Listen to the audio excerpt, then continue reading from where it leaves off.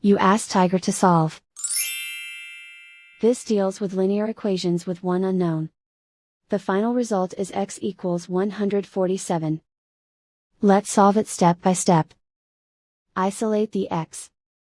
Multiply both sides by inverse fraction 7/2. Group like terms.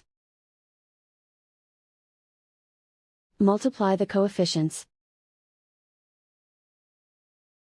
Simplify the fraction.